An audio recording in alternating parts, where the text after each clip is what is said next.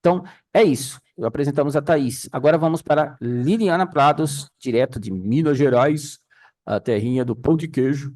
E aí nós vamos falar, cadê a Liliana? Liliana, Oi, cadê você? Emerson, tudo bem? Olá, tudo bem contigo? Tudo jóia? Tudo Posso me bem? apresentar já?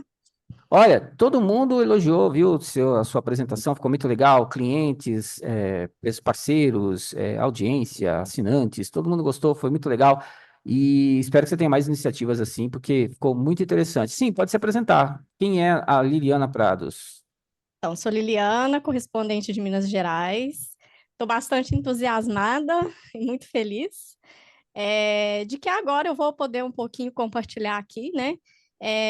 Algo tão importante que eu acho para o nosso futuro, que é como o avanço da tecnologia tem influenciado e transformado a nossa forma de como aprendemos e a forma de como a gente está se relacionando com o conhecimento. Então, olha, hoje a criança ela já nasce rodeada de tecnologia, ela já nasce rodeada de smartphones, de computadores, de tablets. Então, por que não já pegar essa realidade da criança e trazer como uma auxiliar e uma aliada poderosa no processo de aprendizagem da criança, em vez dela ficar apenas assistindo aquela aula expositiva com o professor lá na frente, derramando um monte de teoria, né? É um processo talvez mais envolvente, mais interativo para a criança. E outra coisa é o conhecimento técnico, ele é muito importante, mas há habilidades do século XXI que realmente precisam ser desenvolvidas desde a mais tenra idade, né? Para que elas sejam mais preparadas para o mundo, não só para o mercado de trabalho. Então, trazendo aqui uma curiosidade, né? É, eu vi que nas três últimas avaliações do PISA, que ocorrem de 3 em 3 anos, a Singapura tem se destacado como o primeiro lugar, né? Ficou em segundo lugar em 2018, mas em primeiro lugar em 2015 e em 2022. E o que será que está acontecendo na Singapura de diferente, que ela tem se destacado tanto em relação ao ensino, né? E terminando aqui a minha fala, assim, com uma pergunta para a audiência, para que eu acho que todo mundo refletir um pouquinho para amanhã, que é o primeiro dia da live, né? Pensar o seguinte: se está avançando tão rápido hoje a inteligência artificial, a robótica, a automação, se isso aponta para algumas profissões estarem desaparecendo, por serem substituídas por algoritmos e máquinas inteligentes, será mesmo? A pergunta é: será mesmo que as nossas salas de aula estão preparando de forma eficaz esses estudantes para enfrentar essa nova realidade? E será que está sendo desenvolvido nelas habilidades também de forma eficiente socioemocionais, que é o que realmente que só nós, seres humanos, somos capazes de desenvolver de uma forma tão eficaz assim, e que é o que realmente nos diferencia das máquinas, né? É isso aí. É, É um questionamento importante e nós vamos estar debatendo a partir de amanhã. A Liliana, se não me engano, é das 16h30 às 17, né? isso. E, Segundas e quintas-feiras. isso, segundas e quintas, e a gente vai estar falando exatamente sobre isso, porque isso é um ponto importante de análise. Até que ponto, né? Porque a questão toda não é. A gente entende o que o sistema está fazendo, por que está fazendo, e a gente sabe disso. Mas a pergunta que a pessoa deveria também se fazer é: eu estou preparado para as mudanças? Eu estou preparado para combater esses processos?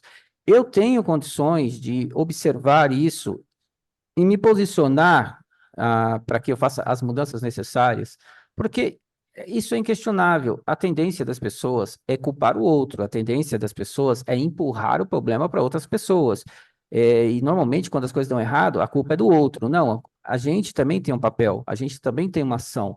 A questão da inércia, ela vai deixar as pessoas numa situação complicada. E isso é a intenção da Rede Global. Então, as lives, elas vão servir de orientadores. A gente pretende trazer conteúdos muito interessantes para as pessoas refletirem, porque, claro, os problemas devem ser debatidos. A gente deve questionar, poxa, máquinas vão conseguir... Não, só para vocês terem uma base, professores não vão ser substituídos na sua totalidade. Serão, mas não na totalidade, porque não há como substituir o professor na sala de aula, tá? Eu já li várias matérias sobre isso. A questão disruptiva nessa história, ela está no que é agregado a isso. Então, existe aí a questão da neurociência envolvida na educação, o transhumanismo presente dentro porque isso é um processo de transformação, tá? E de controle, de certa forma, de monitoramento, tem todas as questões envolvidas aí. Vai se aprender mais rápido, com qualidade, até que ponto a gente não sabe definir, porque quando você vê a inteligência artificial que ela está fazendo hoje, será que ela está sendo exatamente benéfica ou maléfica? São coisas que a gente, por isso que nós dedicamos segunda e quinta-feira só para falar de tecnologia, porque entenda uma coisa, é inevitável, estamos indo em direção a isso porque já estamos dentro disso. Enquanto as pessoas debatem analógico, o mundo já está indo para quântica. Vocês entendem? Se a gente se cerca das pessoas analógicas, a gente vai estar com as mãos atadas. Apesar da dificuldade de entender os processos, o ser humano sempre acha saídas. O desenvolvimento é inevitável, mas você tem que compreender como isso funciona. Esse é o papel da Rede Global. Então, nós vamos ter a Liliana, nós vamos ter a Thaís, vamos ter a Nicole, Henrique, todo mundo aqui. Nós vamos ter pessoas que têm mais experiência de vida, outras mais jovens, então a gente vai cruzar os dados, entendem? E aí a gente vai ter aqui uma visão, né? A cada semana você vai ter uma visão do que é o mundo, do que ele está se transformando, o que está acontecendo, porque muita gente não sabe nem responder essa pergunta. Ele só vai navegando sem leme, sabe como funciona? E isso é muito complexo. Muito obrigado, Liana, e a gente vai estar te aguardando amanhã para a gente fazer a nossa live. Bom, aí, Amanhã. seguindo a sequência aqui, que ela não aparece para mim, eu tenho que abrir o compartilhamento de tela para mim poder ver.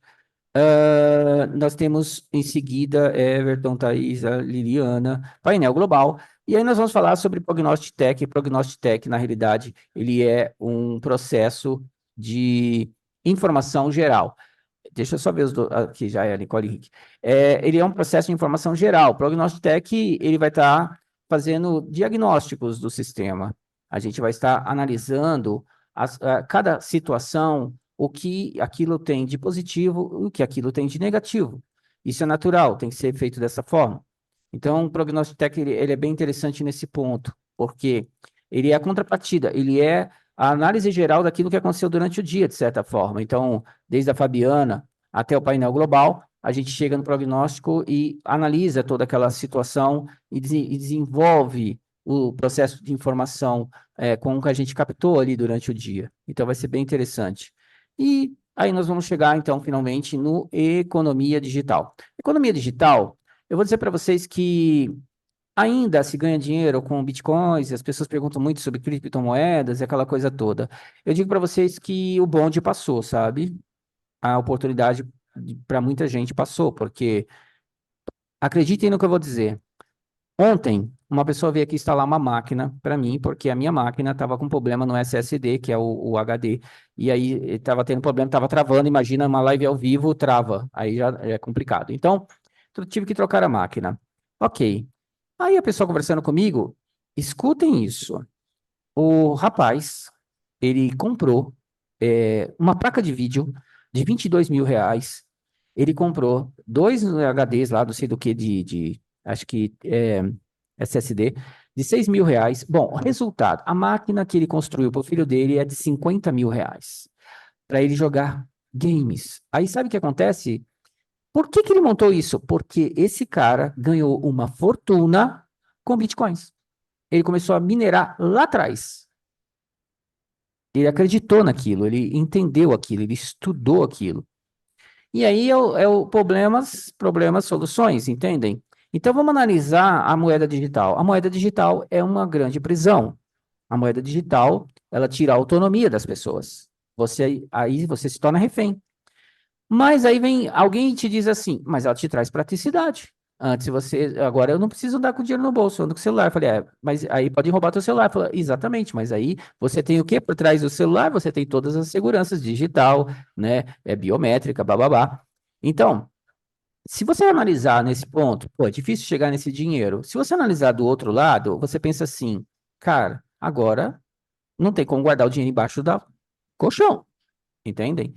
E se amanhã tem uma crise no meu país, o meu dinheiro está em risco. E saibam que o dinheiro só é seu se ele estiver com você. Ele não vai estar mais. Então, definitivamente, o nosso dinheiro agora, ele é apenas algo que é 01011101 bits, entenderam?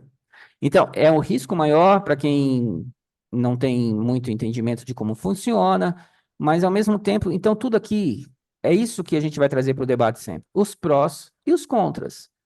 E se você chegar para um cara que ganhou fortunas no Bitcoins e você disser para ele que aquilo, aí ele vai dizer para você está de brincadeira comigo. Então é tudo uma questão de perspectiva mesmo. E aí eu digo para a audiência exatamente isso: analise a sua perspectiva das coisas. Será que você está tendo a perspectiva correta? Uma coisa é você analisar os problemas, eles existem. Você vai ter que buscar soluções.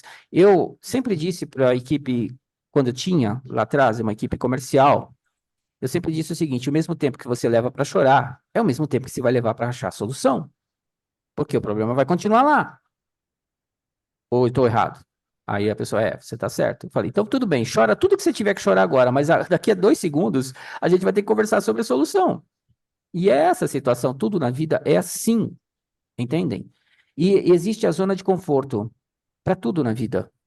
Tem pessoas que entram numa zona de conforto e aí qualquer coisa que você fala para ela, ela acha que você está criticando ou que você está colocando ela na. Não, não é isso. Você está alertando a pessoa, você está tendo uma visão que de repente ela não tem.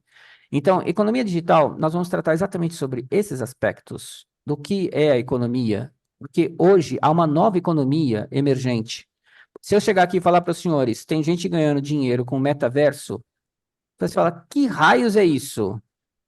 Hã? Que palavrão é esse, metaverso? Bom, eu vou dizer para vocês, eu conheci uma pessoa na Espanha, porque a rede global, bom, rede de conhecimento é poder, a nossa audiência é muito grande, a gente tem contato com gente em todo lugar do mundo, né? E uma pessoa na Espanha me falou assim, Edson, eu cobro para fazer um metaverso, eu cobro 3.000 euros. Ele constrói um metaverso para uma empresa, 3.000 euros.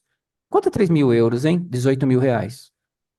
Ele cobra para construir um metaverso, um metaverso. Agora, vocês imaginem que ele faz. Eu falei para ele, tá, e quantos metaversos você faz no mês? Ele falou assim, Edson, eu costumo fazer de 8 a 9. O salário dele é mais de 100.000 reais.